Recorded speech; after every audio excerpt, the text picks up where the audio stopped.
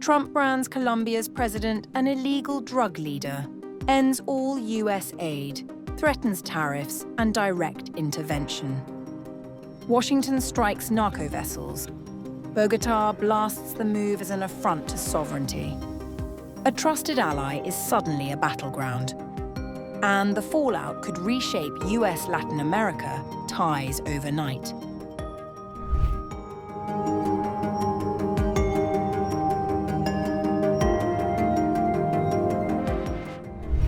American President Donald Trump has announced that Washington will halt all financial aid to Colombia and impose new tariffs, sharply escalating a diplomatic feud with Colombian President Gustavo Petro.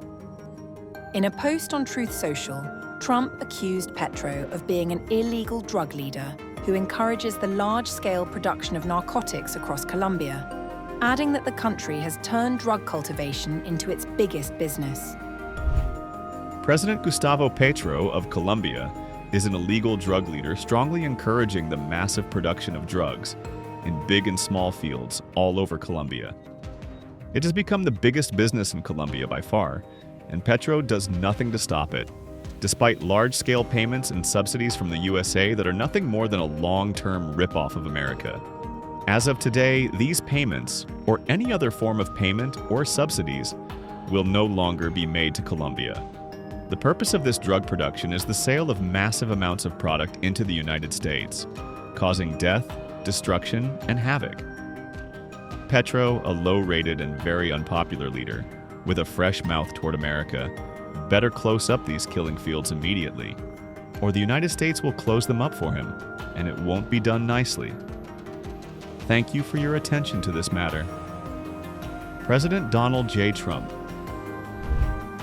Speaking later to reporters aboard Air Force One, Trump said Colombia no longer fights against drugs, but produces them instead. He warned that if Petro fails to close what he called the killing fields, the United States would intervene directly. And in fact, even when they had better presidents than they have right now, that's how they're making a lot of money, drugs. I used to complain about it when they had a very nice president, but he wasn't doing it. It was all talk. They are a drug manufacturing machine, Colombia, and we're not going to be part of it. So we're going to drop all money that we're giving to them. It has nothing to do with them stopping drug production. And you look at the fields are loaded up with drugs, and they refine the drugs, and they make tremendous amounts of cocaine, and they send it all over the world, and they destroy families. No, Colombia is out of control, and now they have the worst president they've ever had. He's a lunatic who's got a lot of problems, mental problems. Meanwhile, Republican Senator Lindsey Graham said he had spoken with Trump, confirming that major tariffs against Colombia would be announced within 48 hours. Had a very good discussion with President Trump today about his commitment to go after those countries who support drug trafficking against our great nation. President Trump is tougher than any president in our history, and he informed me that he is going to be hitting Colombia, not only their drug dealers and traders, but also where it hurts, in the wallet. He will be announcing major tariffs against the country of Colombia today or tomorrow. One thing I've learned about President Donald J. Trump, and the world is quickly learning, when it comes to protecting the United States of America, he doesn't play games. Those who continue to be involved in narco-terrorism against the United States will pay a very heavy price. Well done, President Trump. The dispute has pushed relations between Washington and one of its closest Latin American allies to a new low, amid growing tension over drug policy, migration, and military operations in the region.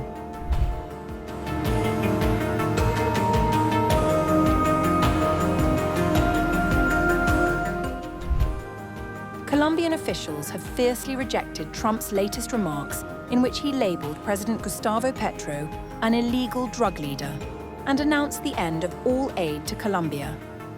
In a statement obtained by Newsweek, the Colombian Ministry of Foreign Affairs condemned Trump's comments, calling them an affront to national sovereignty and the dignity of the Colombian president. As the government of Colombia, we strongly reject these pronouncements and will go to all international bodies in defense of our sovereignty as a state and the dignity of our president, who has always been characterized by his respect for democratic authorities and his frontal fight against drug trafficking. Likewise, we reject the use of international cooperation as an instrument of interference in Colombia's internal affairs. Without cooperation, transnational organizations dedicated to the production and marketing of narcotics will win and the entire region will lose. The exchange comes as the US intensifies strikes on vessels it alleges are tied to Colombia's National Liberation Army, or ELN, a group designated as a terrorist organization by Washington since 1997. US Defense Secretary Pete Hegseth described the ELN as the Al-Qaeda of the Western Hemisphere and said recent operations occurred in international waters. President Petro, writing on X, called Trump rude and ignorant, saying the US president was misled and does not understand the concept of humanity. Mr. Trump, Colombia has never been rude to the USA. On the contrary, it has greatly admired its culture. But you are rude and ignorant toward Colombia. Read as your chargé d'affaires in Colombia did, 100 Years of Solitude, and he assured you that you will learn something about solitude. I don't do business like you do.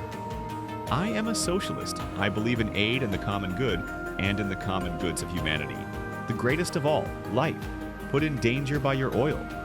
If I am not a merchant, then much less a drug trafficker. In my heart there is no greed. I could never get along with greed. A mafioso is a human being who embodies the best of capitalism. Greed, and I am the opposite. A lover of life and therefore a millennial warrior for life. Greed flees from us because life is more powerful. The Colombian leader took a jibe at Trump, saying, Trump is being deceived by his logias and advisors. The main enemy that drug trafficking had in Colombia was, in the 21st century, the one who uncovered its relationships with Colombia's political power. That was me. I recommend that Trump read Colombia well and determine in which part the narcos are and in which part the Democrats are.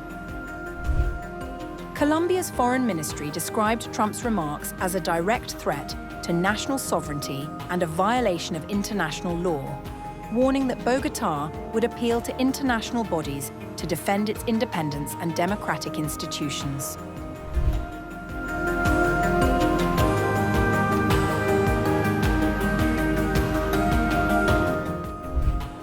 According to Defense Secretary Pete Hegseth, US forces carried out a strike on October 17th, targeting a vessel allegedly involved in drug smuggling. In a post on X, Hegseth said the boat was affiliated with a Colombian guerrilla group and was operating along a known narco-trafficking route, carrying substantial amounts of narcotics. On October 17th, at the direction of President Trump, the Department of War conducted a lethal kinetic strike on a vessel affiliated with Ejército de Liberación Nacional, ELN, a designated terrorist organization that was operating in the U.S. Southcom area of responsibility. The vessel was known by our intelligence to be involved in illicit narcotics smuggling, was traveling along a known narco-trafficking route, and was transporting substantial amounts of narcotics. There were 3 male narco-terrorists aboard the vessel during the strike, which was conducted in international waters. All 3 terrorists were killed and no U.S. forces were harmed in this strike. These cartels are the Al-Qaeda of the Western Hemisphere, using violence, murder, and terrorism to impose their will, threaten our national security, and poison our people. The United States military will treat these organizations like the terrorists they are. They will be hunted and killed, just like Al-Qaeda. Reuters reported that it was unable to independently verify the location or timing of the video footage released, noting that no previous results were found for the same material.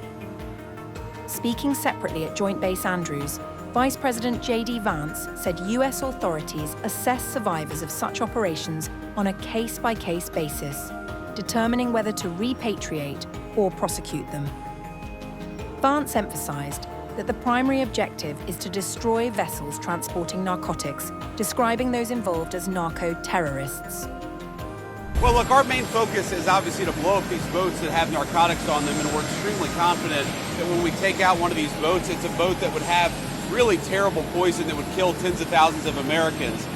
When these actual boats get blown up, sometimes there are survivors, and I think the Secretary of State just makes a decision depending on what the scenario is, whether we're going to send them back home, whether we're going to prosecute them in the United States, or whether we're going to work with allies to bring them to justice. But we're certain these guys are narco-terrorists. What we do with them from there, just as with any other conflict, depends on the realities on the ground. When asked about the handling of survivors, Vance said decisions depend on individual circumstances and coordination with allied nations. He added that his concern lies in ensuring that they're not bringing poison into our country. Look, if you look at the war on terrorism, if you look at any other global conflict, what we do with combatants in those wars depends very heavily on the circumstances on the ground. Sometimes we cooperate with allies, sometimes we bring them back to the United States, sometimes we take them elsewhere. That's exactly how we're handling this, just on a case-by-case basis. But again, it's important for the American people to recognize these are narco-terrorists who are trying to bring poison into our country and kill our citizens. What happens to them, I don't really care so long as they're not bringing poison into our country.